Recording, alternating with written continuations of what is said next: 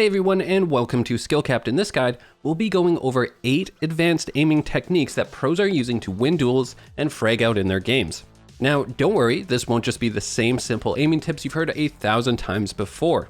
We really went out of our way to compile the more lesser known tips that are a bit more advanced, but still insanely effective and core mechanics that pros use.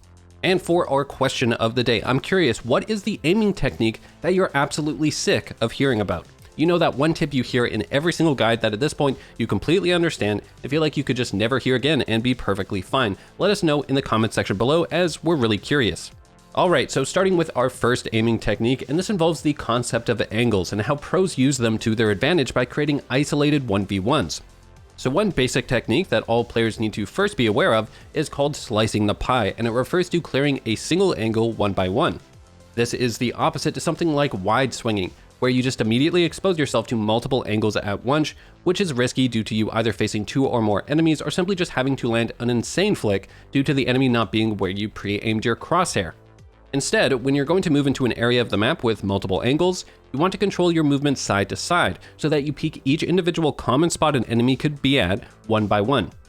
This allows you to pre-aim your crosshair at these locations, giving you faster reactions and increased accuracy if you do run into an enemy. And at the same time, this also guarantees that you'll be isolating the enemy into a 1v1 and prevent a teammate of theirs from shooting you and trade killing. With all that being said, once you have this technique under your belt, you'll want to take it a step further by recognizing the best areas of the map to take these isolated 1v1s. For example, take Bind. If you try to just push short A as an attacker into the site, it's insanely difficult as you're exposing yourself to a million angles at once. Now, we could use the slice the pie technique from earlier to help us, but it will just be an inherently difficult area of the map to clear solo. Instead, compare that to attacking showers at the start of the round. It's rare that the defenders will play more than one person inside of showers, and they always have a predictable angle they peek from at the start of the round, the left side. This means that taking showers control can be a guaranteed way to take an isolated 1v1 at the start of the round, which if you win, puts you a man up immediately. So to summarize this first tip, if you're peeking into multiple angles, you want to slice the pie. However, try to be smarter than that and try to purposely attack parts of the map where there's often just one enemy or limited angles guaranteeing you that 1v1. And before we jump into the second technique, remember what you find here on our YouTube channel is just a taste of the hyper improvement system on our website, SkillCapped.com. It's there, you'll not only find over 700 premium Valorant guides, but we also have an expanding library of live Smurf commentaries, a feature no one else offers. This is by some of the top Valorant players breaking down how you too can climb out of every rank in Valorant, ranging from Iron to Diamond. All of this can be unlocked with no risk with our rank improvement guarantee, so click the link in the description below, head to SkillCapped.com, and get the rank you've always wanted. For our second technique, let's talk crosshair placement. Now don't worry, I'm not going to just say aim at head level. Here's the thing, yes, as a standard basic aiming technique, you need to develop the ability to always stay at headshot level with your crosshair. However, there's a second part of this that a lot of players don't understand. It's that once you start to aim at headshot level, you need to then adjust the distance your crosshair is from the corner or wall. Essentially, the first step to crosshair placement is mastering your crosshair's placement on the vertical axis, up and down. However, the often neglected second step is mastering the placement on the horizontal axis, left and right. Let's run through a couple of examples to show you exactly what I mean. First is adjusting based on the enemy's movement speed. If you don't hear any enemy footsteps, then you can hold your crosshair tighter to the wall that they'll peek from. This is because you'll have more time to react and shoot since they'll be moving slower. But if you do hear running, you need to move your crosshair much further away from that corner to compensate for their fast movement speed so that you can react in time. Essentially, you're trying to put your crosshair at that sweet spot based on your reaction time and the enemy's movement speed so that the enemy will move directly into your crosshair. Another common mistake players make is when playing up close. They put their crosshair way too close to the corner. When you're playing up close, enemies will move faster on your screen due to perspective, and so even if they're walking, they will move much faster than you expect. So when you're up close, consciously hold your crosshair a bit further away from the corner than if you were far away, and again, even further if you hear footsteps, as that means they'll be running. Awesome, so now that you understand this more advanced concept of crosshair placement, let's move on to an extremely powerful peeking technique where you walk up to a corner and then run peek it. So typically, I see players peek corners in one of two ways. They either run full speed around the corner. This is typically a bad idea as you're making sound so the enemy can line up their crosshair perfectly and prepare to shoot with an increased reaction time. Or they just walk around corners holding shift. This is also typically a bad idea as you're moving so slow, any enemies holding the angle will have way more time to react than you will, since they'll see your gun and body move around the corner slowly before you actually see them. This is why pros use a specific technique to avoid these problems. They first walk up to the corner they're going to peek, stop, then swing at full speed, then come to a standstill to become fully accurate. Once you master this technique, you won't actually make any footstep sounds despite running at full speed when you peek. This is due to the fact that in Valorant, you need to move a certain distance at running speed in order to actually make a footstep sound. So by walking up to the corner first, we only have to move a very small distance to actually peek the corner, so we can do that at running speed without making a sound. Now, don't get me wrong, there are still instances where you want to be walking around corners or running around corners, but as a general rule, the majority of your peeks should consist of this walk into running peek technique.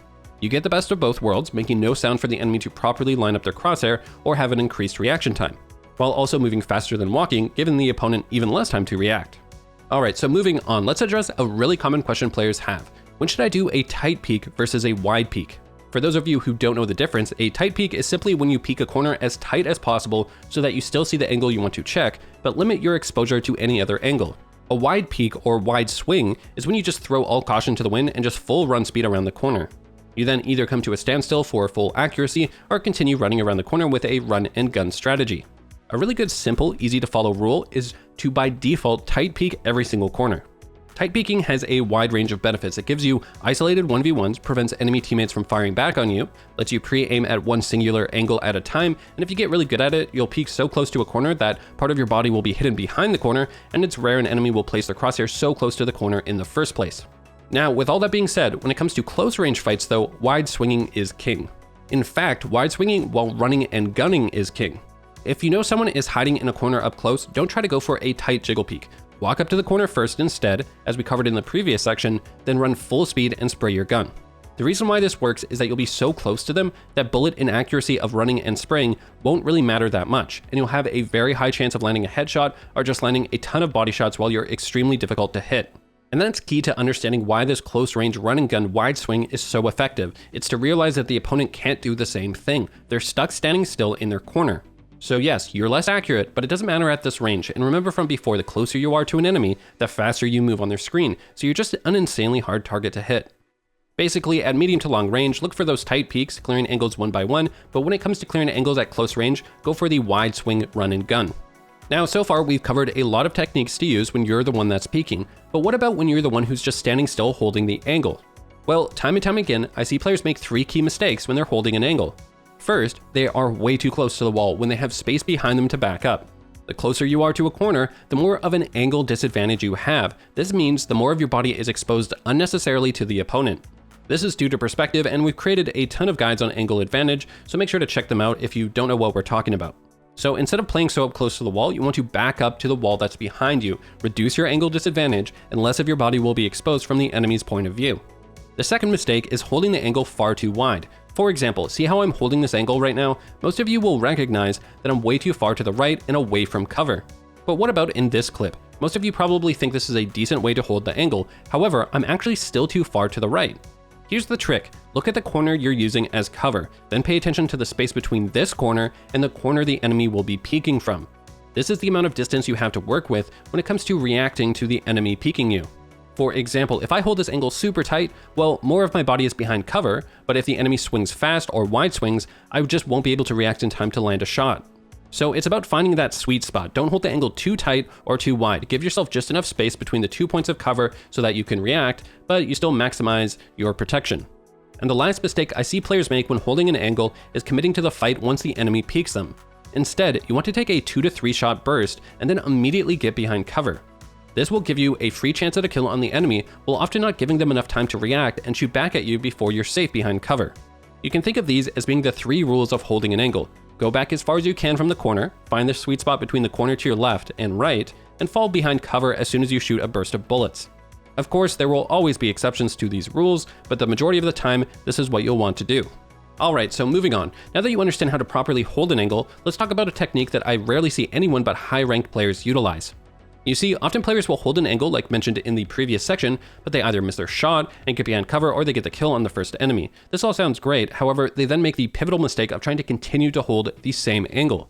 This is a big mistake. Instead, when you're holding an angle, once you get a kill or take your shots, you need to get behind cover and then switch up the angle that you're playing. Don't re-peek the same angle. This is because the enemy will now know your exact location, so if you stay there, it will be really easy for them to just pre-aim on your head on the next peek. Let me show you exactly what I mean by changing up your angle. Let's say I'm holding B site on ascent on defense.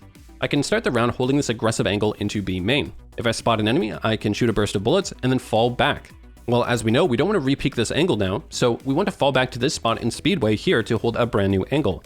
Again, now once an enemy pushes, I can take shots and then fall back into sight and hold a new angle again. I can even then switch it up at this point, where once I run out of angles to fall back to, I can just switch to peeking the right side instead of the left side again. By doing this, you will constantly give yourself opportunities to land a kill on the enemy while they have to guess the new angle you're playing from and react super fast before you get back behind cover. So yeah, whether it's falling back to a new angle or just simply re-peeking from a different one, once you've revealed to the enemy the angle that you're holding, you need to switch it up or you'll just be a sitting duck. And this leads perfectly into our next aiming technique, and that involves combining a jiggle peek and a pre-fire. For example, let's say you're on attack now, and the enemy defender is holding the previous angle we mentioned looking into B main on ascent. Well, we know if we just swing and try to react, we can fall victim to that losing sequence of them constantly falling back to a new angle and forcing us to peek into a new angle over and over. To counter this, you can do what's called a jiggle peek into a pre-fire. A jiggle peek just means peeking the angle as tight as humanly possible really fast and getting back to cover. You're just really maximizing your cover when you do this. Pre-firing means pre-aiming your crosshair at headshot level on a standard location an enemy would be, and then shooting right as you peek despite you not actually knowing if they're there. By the way, this technique of shooting right as you change directions when you peek is known as strafe shooting or counter strafing and gives you perfect accuracy. We've created multiple guides on it, so if you don't understand it, make sure to check one of them out. So this jiggle pre-fire technique allows you to do a 1-2-3 bullet burst, perfectly accurate, while keeping yourself hidden behind cover for as much as possible. And this technique is mainly used against opponents who are holding the same angle consistently. Essentially, it's what you use when you pick up on an enemy's pattern. Now, don't get me wrong, you can just use this technique on really any angle at any point, but that can be time consuming, very loud with you shooting bullets so it reveals your position if the enemy isn't there, and there is a counter to it which we'll cover in the next section. It can also just be hard to pull off on every angle in the game. This is why it's typically reserved for specific angles that are either easy to line up and to execute a pre-fire on, or are just very standard predictable spots an enemy can play. And this leads into our 8th and final pro technique, and that's utilizing what's known as off angles. So throughout this guide, you've now learned the different layers and approaches to holding angles and peeking. Now you can adjust and outplay opponents from both sides of things. Well, off angles are basically a way to throw a monkey wrench into all of that and just be completely unpredictable. The goal of playing an off angle is to stand in a position that is rarely played in order to catch opponents by surprise. Typically, the reason why the off angle is rarely played is because it's usually just a terrible spot to be in. Off angles will be out in the open, not close to cover, or one and done spots where you have no fallback plan. For example, let's use B main on ascent again since we've used it several times now to illustrate the more standard or proper ways of playing. So a really strong off angle would be this spot right here. The reason why it's an off angle is because the standard spots an opponent has to check would be the first angle we covered earlier into B main, or the cubby to the right, where players can try to hide with a shotgun stinger or classic pistol. This off angle spot is pretty much just out in the open between the two standard spots. We really don't have any good cover to fall back to or a clear escape path. This is why off angles are only played once or twice and a half, as their strength is in how they catch opponents by surprise. Once they know the spot, it's not as valuable. So how should you use off angles in a real game? Well, if we were defending B side on ascent, we could start out the game holding the angle directly into B main, looking to do that fallback strategy we covered earlier. However, after the enemy spots you doing this a couple rounds in a row, they can then counter you with that jiggle peek pre-fire strategy that we mentioned. So it's a good time to then switch it up and play that off angle for a round, as you would have created the expectation of you holding the more standard angle into falling back. Basically, don't lead with an off angle out of the gate. You typically want to play more standard, cement that pattern into the enemy's mind, then suddenly catch them by surprise with an off angle. Alright, and remember, if you're someone who is serious about improving, you want to win more gunfights and get the rank you've always wanted, then check out our hyper improvement system at skillcapped.com, link in the description below. Otherwise, you know the deal: like, subscribe, and hit the bell icon to get more premium guides with one goal in mind, helping you become a better player. And while you're down there, leave a comment and let us know what you think is the biggest mistake that you're making that's preventing you from climbing. We here at SkillCapped want to thank you for watching until the end, and we'll catch you in the next one.